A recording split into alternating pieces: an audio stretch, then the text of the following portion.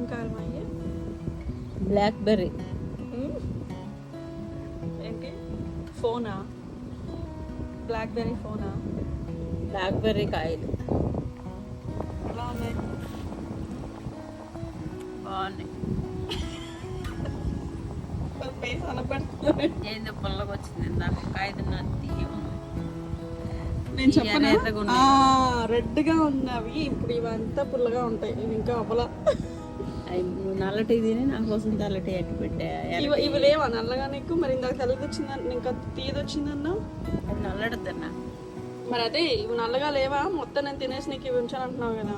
ఒకటి తిను ఇది. నాకొద్దు, నేను తిన్నాను ఆల్రెడీ. ఇది తిన్నా.